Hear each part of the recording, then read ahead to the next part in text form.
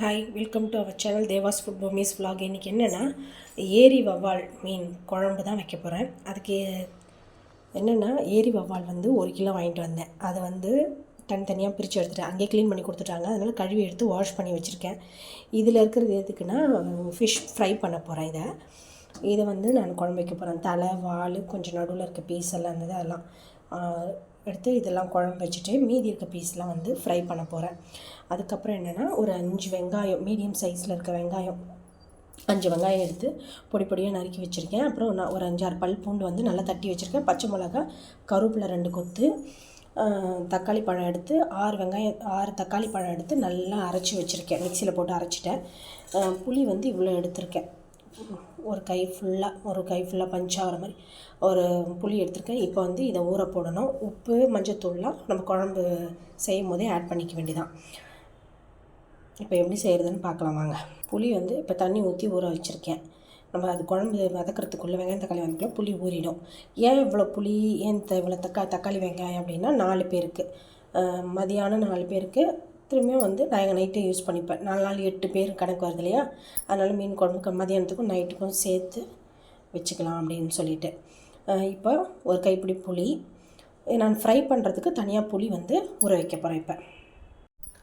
இப்போ குண்டான் இவ்வளோ பெரிய குண்டான் தான் வச்சுருக்கேன். குண்டான் அடுப்பில் வச்சுட்டேன். இப்போ குண்டான் காஞ்சிருச்சு. இப்போ என்ன பண்ண போகிறேன்னா எண்ணெய், தேவையான அளவு எண்ணெய் ஊற்ற போகிறேன்.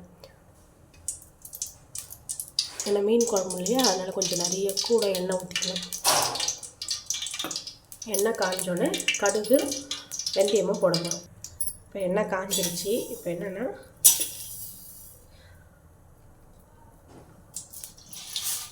ஒரு கைப்பிடி கடுகு, வெந்தயம் ரொம்ப போடாமல் வெந்தயம் கொஞ்சம் போட்டால் போதும். கடுகு பொரிஞ்சிருச்சு. அடுத்தது என்ன பண்ண போகிறேன்னா தட்டி வச்சுருக்கேன் பூண்டு, 3 பச்சை மிளகாய், கருவேப்பிலை, அதோட அரிஞ்சு வச்சுருக்கேன் கட்டு வெங்காயத்தை சேர்த்துக்க போகிறேன். சேர்த்துட்டு கலர வேண்டியதான்.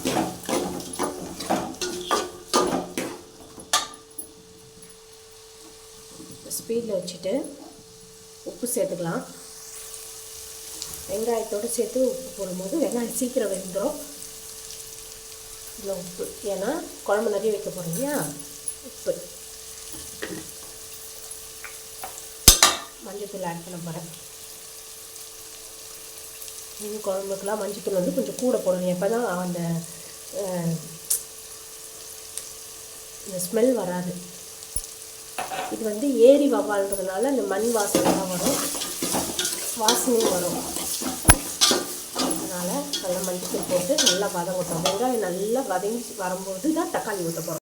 வெங்காயம் நல்லா வதங்கிடுச்சு. இப்போ என்ன பண்ண போகிறோன்னா தக்காளி எடுத்து ஊற்ற போகிறோம். அரைச்சி வச்சுருக்க தக்காளி எடுத்து ஊற்றுறோம். வெங்காயமும் தக்காளியும் சேர்ந்து நல்லா வதங்கி வரணும். அப்போ தான் நம்ம அடுத்தது ஸ்டெப் போடணும். நல்லா வதங்கட்டும். ஹை ஃப்ளேமில் வச்சு நல்லா வதக்கணும். இப்போது வெங்காயம் தக்காளி பற்றிலாம் நல்லா வதங்கி வந்துருச்சு. இப்போ நான் என்ன பண்ண போகிறேன்னா இந்த ஸ்டேஜில் மிளகாத்தூள் ஆட் பண்ண போகிறேன். எத்தனை ஸ்பூன் ஆட் பண்ண போகிறேன்னா 1 2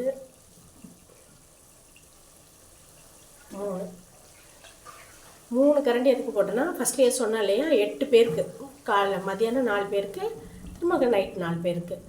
அப்போ தான் வந்து நம்மளுக்கு குழம்பு ஆண்டு வரும். இவ்வளோ மிளகாத்தூள் போட்டால் தான். ஏன்னா 1 ஸ்பூன் போட்டோன்னா ஒரு வேலையிலேயே முடிஞ்சிடும் குழம்பு. 3 கரண்டி இல்லை 3.5 கரண்டி கூட மிளகாத்தூள் போட்டுக்கலாம். போட்டு நல்லா கொஞ்ச நேரம் எண்ணெயிலே கிண்டி விடணும். அதான் மிளகாய் நெடி போகணும் இல்லையா, மிளகாய் போட்டு லோ ஃப்ளேமில் வச்சு, பார்த்தீங்களா, லோ ஃப்ளேமில் வச்சுருக்கேன். இப்போ என்னென்னா தட்டு போட்டு மூட போகிறேன். மூடிட்டு கொஞ்சம் நேரம் இருக்கட்டும். அந்த மிளகாய் வாசனை, அந்த நெடியெலாம், மிளகாத்தூள் நெடியெலாம் போயிடும். அதுக்கப்புறம் நம்ம புளி தண்ணியும் ஊற்றிக்கலாம். இப்போ நான் தட்டை ரிமூவ் பண்ணிட்டேன். நல்லா கொஞ்சம் நேரம் கழித்து ஒரு 2-3 மினிட்ஸ் கழித்து லோ ஃப்ளேம்லேயே வச்சுருக்கணும். அப்போ தான், இல்லைன்னா காஞ்சி போயிடும் சுத்தமாக. இப்போ என்ன பண்ண போகிறேன்னா, நான் அந்த நம்ம தக்காளி பழம் அரைச்சி வச்சுருந்தோம் இல்லையா, ஜாரில் இருந்தது, அதில் கொஞ்சம் தண்ணி ஊற்றிருக்கேன். அதுக்கப்புறம் புளியும் கரைச்சி எடுத்து வச்சுட்டேன். இது அப்படியே என்ன பண்ண போகிறேன்னா ஊற்ற போகிறோம்.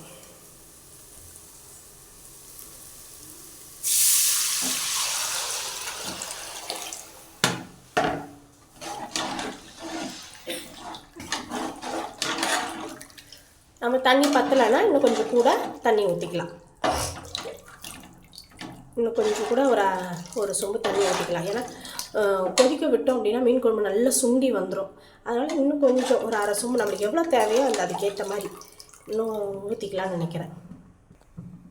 இப்போ நான் இந்த சொம்பால் ஒரு அரை சொம்பு தண்ணி எடுத்திருக்கேன். அதை சேர்த்து போகிறேன். இப்போ ஹை ஃப்ளேமில் வச்சு மூடி வச்சிட போகிறோம். நல்லா கொதி வரட்டும். கொதி வந்தோடனே இறக்க போகிற நேரத்தில் தான் நம்ம மீன் போட்டு இறக்க போகிறோம். நல்லா கொதி வரட்டும். இப்போ மீன் குழம்பு நல்லா கொதிச்சிருச்சு. இப்போ என்ன பண்ண போகிறோன்னா, பார்த்திங்களா குழம்பு இதாகிடுச்சு. இப்போ என்ன பண்ண போகிறோம்னா நம்ம மீன் ஆட் பண்ண போகிறோம்.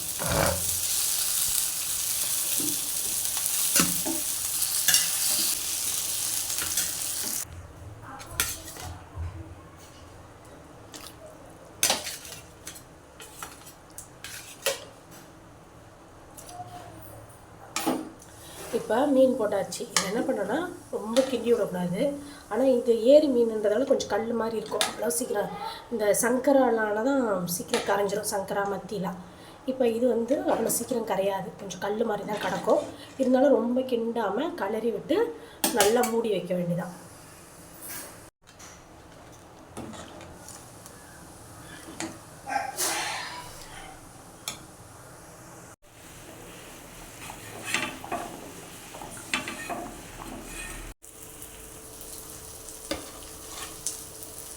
இப்போ மீன் குழம்பு ரெடி ஆகிடுச்சு. இறக்கி வச்சுட்டேன். நான் வச்ச மீன் குழம்பு எப்படி இருக்குன்றதை கமெண்ட் பாக்ஸில் சொல்லுங்கள். தேங்க்யூ.